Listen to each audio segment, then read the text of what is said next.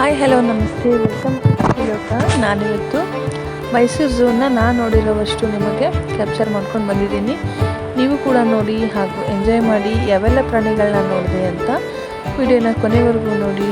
Video ಸ್ವಲ್ಪನಾದರೂ ಇಷ್ಟ ಆದರೆ ಒಂದು ಲೈಕ್ ಮಾಡೋದನ್ನು ಮರಿಬೇಡಿ ಹಾಗೂ ಶ್ರುತಿ ಲೋಕ ಚಾನಲ್ನ ಸಬ್ಸ್ಕ್ರೈಬ್ ಆಗಿ. ಇದು ಬಂದುಬಿಟ್ಟು ಸ್ಟಾರ್ಟಿಂಗಲ್ಲಿ ಒಳಗಡೆ ಎಂಟ್ರೆನ್ಸ್ ಆಗ್ತಾ ಇದ್ದಂಗೆ ಎಲೆಕ್ಟ್ರಿಕಲ್ ಗಾಡಿಗಳನ್ನ ವ್ಯವಸ್ಥೆ ಮಾಡಿದ್ದಾರೆ. ಅಂದರೆ ಸಮಥಿಂಗ್ ಪೇ ಮಾಡಬೇಕಾಗುತ್ತೆ ಅಲ್ಲಿ. ಒಬ್ಬರಿಗೆ 250 ಮೇಲೇನೋ ಇದೆ. ನಾನು ಹೋದಾಗ ಆ ರೇಟಿತ್ತು.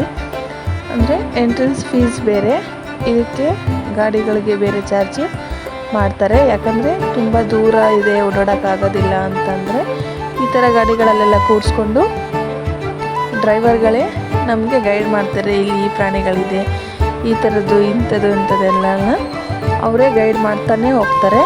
ಸ್ಟಾರ್ಟಿಂಗ್ ನಾವು ನೋಡಿದ್ದು ಕೆಲವು ಪಕ್ಷಿಗಳನ್ನ ನೋಡ್ಕೊಂಡು ಬಂದ್ವಿ, ಅದು ನಾನಿಲ್ಲಿ ಕ್ಯಾಪ್ಚರ್ ಮಾಡಿಲ್ಲ. ನೆಕ್ಸ್ಟ್ ಜಿರಾಫೆ ನೋಡಿದ್ದು, ಅದಾದ ನಂತರ ಮೊಸಳೆಗಳನ್ನ ಕೂಡ ನಾವಿಲ್ಲಿ ನೋಡ್ಕೊಂಡು ಬಂದ್ವಿ. ನಾವು ಬೇರೆ ಬೇರೆ ವಿಧಗಳ ಮೊಸಳೆಗಳನ್ನು ನೋಡಿದ್ದೀವಿ. ನೋಡಿ, ಕೆಲವೊಂದು ಸಿಂಗಲ್ ಆಗಿದೆ, ಕೆಲವೊಂದು ಬಂಡೆ ಮೇಲೆ ಮಲಗಿದೆ, ಇನ್ನು ಕೆಲವು ನೀರಲ್ಲಿ ಈಜಾಡ್ತಾನೆ ಇತ್ತು. ಅಂದರೆ ಅದು ಮೂವ್ ಆಗೋದು ಕಾಣಿಸೋದಿಲ್ಲ, ಅಷ್ಟು ಸ್ಟೇ ಆಗಿದೆ ಅನ್ನೋ ಥರನೇ ಇತ್ತು. ಬಟ್ ಅವ ಅಷ್ಟೇ ಅಲರ್ಟಾಗಿ ಇರುತ್ತೆ. ನಿದ್ರೆ ಮಾಡ್ತಿದೆ ಅಂತೇಳಿ ಅವುಗಳನ್ನ ತಡಗೋದಾಗಲಿ ಅಥವಾ ಕಲ್ಲುಗಳನ್ನ ಎಸೆಯೋದಾಗಲಿ ಮಾಡಬೇಡಿ. ನೋಡಿ, ಮಲಗಿರೋ ರೀತಿಯೇ ಕಾಣಿಸುತ್ತೆ, ಬಟ್ ತುಂಬಾ ಅಲರ್ಟ್ ಆಗಿರುತ್ತೆ. ನೀವು ಹೋದರೆ ಹುಷಾರಾಗಿ ಇರಬೇಕಾಗುತ್ತೆ. ಇದೆಲ್ಲ ಪಕ್ಷಿಗಳದ್ದು. ಆ್ಯಕ್ಚುಲಿ ನಾನು ಸ್ಟಾರ್ಟಿಂಗ್ ಹಾಕಬೇಕಾಗಿತ್ತು, ಮಿಡಲಲ್ಲಿ ಎಡಿಟ್ ಮಾಡಿದ್ದೀನಿ. ಪಕ್ಷಿಗಳನ್ನ ಫಸ್ಟ್ ಸ್ಟಾರ್ಟಿಂಗೇ ಹಾಕಿದ್ದಾರೆ. ಅದಾದ ನಂತರ ಇಲ್ಲಿ ಬಂದುಬಿಟ್ಟು ಒಂದು ಗೋರಿಲಾದ ಸ್ಟ್ಯಾಚು, ಅದು ನಾನು ನೋಡಿದೆ ಅಲ್ವಾ. ಇದೇ ಥರ ನಾನು ಪೋಸ್ ಕೊಟ್ಟೆ, ತುಂಬಾ ಚೆನ್ನಾಗಿತ್ತು. ನೋಡಿ, ಜಿರಾಫೆದು ವಿಡಿಯೋ ಇದೇ ಥರ ಗಾಡಿ ಮೂವ್ ಆಗ್ತಾನೆ ಇರುತ್ತೆ, ನಾವು ಕ್ಯಾಪ್ಚರ್ ಮಾಡ್ಕೊಳ್ಬಹುದು. ನಿಧಾನವಾಗಿ ಅವರು ಗಾಡಿಗಳನ್ನ ಮೂವ್ ಮಾಡ್ತಾರೆ. ಅದಾದ ನಂತರ ನೆಕ್ಸ್ಟ್ ನಾವು ನೋಡಿದ್ದಿಲ್ಲಿ ನೀರು ಹಾವು ಮತ್ತು ಆನೆಕೊಂಡ, ಹೆಬ್ಬಾವು, ಇನ್ನು ವಿಧ ವಿಧವಾದ ಜಾತಿಗಳ ಹಾವುಗಳನ್ನ ನಾವು ನೋಡಿದ್ವಿ. ತುಂಬಾ ಸ್ಕೇರಿಯಾಗಿತ್ತು, ನನಗಂತೂ ಭಯನೇ ಆಗಿತ್ತು. ನೋಡಿ, ಇಲ್ಲಿ ನೀರಲ್ಲಿ ಈ ಥರ ಮಿಸುಕ್ತಾ ಇದೆ ಅಂತ. ಅವುಗಳನ್ನ ಒಳಗಡೆ ಕೂಡ ಹಾಕಿದ್ರೂ ಕೂಡ ತುಂಬಾ ಫ್ರೀಯಾಗಿ ಬಿಟ್ಟಿದ್ದಾರೆ. ನೋಡಿ, ಯಾವ ಥರನೇ ಮೂಮೆಂಟ್ಸ್ ಮಾಡ್ತಾ ಇದೆ, ನೋಡಿದರೆ ಒಂಥರನೇ ಭಯ ಆಗುತ್ತೆ. ಇಲ್ಲಿ ಗ್ಲಾಸ್ ಅಲ್ವಾ, ಅದೇ ನಮಗೆ ರಿಫ್ಲೆಕ್ಟ್ ಆಗ್ತಾ ಇತ್ತು, ಅಷ್ಟು ನೀಟಾಗಿ ಕ್ಯಾಪ್ಚರ್ ಆಗಿಲ್ಲ. ಇದು ಬಂದುಬಿಟ್ಟು ಕಾಡು ಜಿಂಕೆ. ಅದಾದ ನಂತರ ನಾವಿಲ್ಲಿ ನೋಡ್ಕೊಂಡು ಬಂದಿರೋದು ಕಾಡು ಕೋಣ.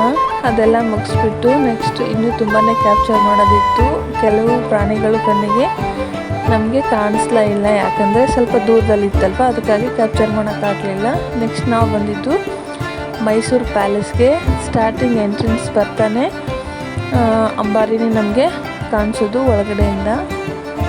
ಫಸ್ಟ್ ಸ್ಟಾರ್ಟಿಂಗೇ ಕಾಣಿಸೋದೇ ಅಂಬಾರಿ. ನೋಡಿ ಯಾವ ರೀತಿ ಎಲ್ಲ ಡಿಸೈನ್ ಮಾಡಿದ್ದಾರೆ ಅಂತ. ನಾವು ಫಸ್ಟ್ ಟೈಮ್ ನಾವು ಹೋಗಿರೋದ್ರಿಂದ ವಿಡಿಯೋ ಮಾಡಿಕೊಂಡು ತುಂಬಾ ಎಂಜಾಯ್ ಮಾಡಿದ್ವಿ. ಎಲ್ಲನೂ ಅಲ್ಲಿ ಶೋ ಅಲ್ಲಿ ಹಾಕಿಟ್ಟಿದ್ದಾರೆ. ಅಂದರೆ ನಮಗೆ ಅದಕ್ಕೆ ಒಂದು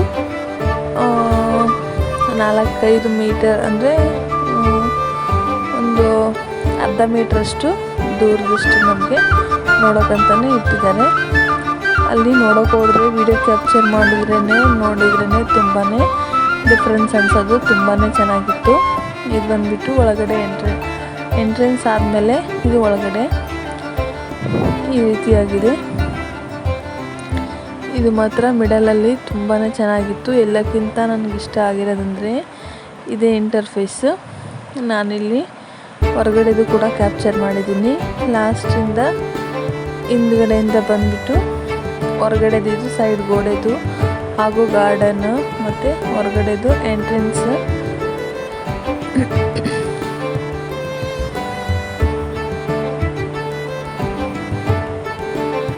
ಸೈಡ್ ಗೋಡೆ ಅಂತಾರಲ್ವ, ಆ ರೀತಿಯಾಗಿ ಇದು ಫುಲ್ಲು ರಾಜಸ್ಥಾನಿ ಶೈಲಿಯಲ್ಲಿದೆ. 750 kg ತೂಕ ಇರುವ ಗೋಲ್ಡನ್ ಅಂಬಾರಿ ರಿಯಲ್ ಆಗಿರೋದೇ ನಿಮಗೆ ಗೊತ್ತಿರೋದು. ವರ್ಷಕ್ಕೊಂದ್ಸಲ ಇಷ್ಟು ನೀಟಾಗಿ ಹೊರಗಡೆ ತಗೊಂಡು ಬಂದು ಅದೇ ರೀತಿಯಾಗಿ ಒಳಗಡೆ ಸೇಫ್ ಆಗಿರೋದು ಕೂಡ ಆಶ್ಚರ್ಯದ ಸಂಗತಿ ಅಲ್ವಾ.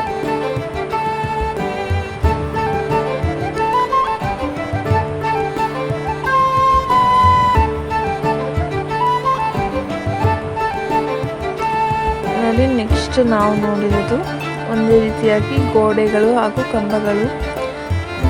ಇದು ಇರೋದು ದಾರಿ ಥರ ಇರೋದು, ನೋಡೋಕೆ ಮಾತ್ರ ಒಂದು ರೂಮ್ ಥರ ಕಾಣಿಸುತ್ತೆ. ಅಂದರೆ ಒಂದೇ ಮೆಜರಲ್ಲಿ ಗೋಡೆಗಳು ಹಾಗೂ ಕಂಬಗಳನ್ನ ಮಾಡಿರೋದ್ರಿಂದ ತುಂಬಾ ಚೆನ್ನಾಗಿ ಕಾಣಿಸುತ್ತೆ ಹಾಗೂ ಕನ್ಫ್ಯೂಸ್ ಆಗಿ ಕಾಣಿಸುತ್ತೆ.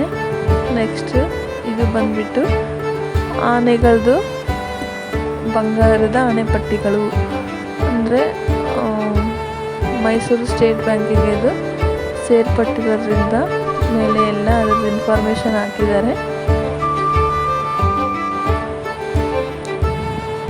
ನೀವು ನೋಡ್ತಾನೆ ಇರ್ಬೋದು, ಇದು ಪ್ಯಾಲೇಸಿನ ಒಳಗಡೆ ಅರಮನೆ ಇದೆಯಲ್ವಾ, ಅದರಲ್ಲಿರೋ ಬಾಗಿಲುಗಳು. ಇಷ್ಟು ಒಂದು ಬಾಗಿಲಲ್ಲಿ ಇಷ್ಟು ಡಿಸೈನ್ ಮಾಡಿದ್ದಾರೆ, ನೀವೇ ಕ್ಯಾಪ್ಚರ್ ಮಾಡ್ಕೊಳ್ಳಿ.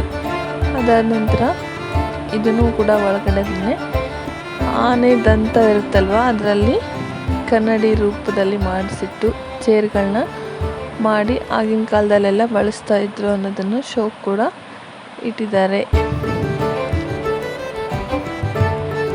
ಇದು ಬಂದ್ಬಿಟ್ಟು ಪೂರ ಎಂಟ್ರೆನ್ಸ್ ಹೊರಗಡೆ ವರಹಸ್ವಾಮಿ ಗೇಟ್ ಅಂತ ಕರೀತಾರಂತೆ. ಇದನ್ನು ಕೂಡ ನೋಡಿದ್ವಿ. ಎಕ್ಸಿಟ್ ಆಗಬೇಕು.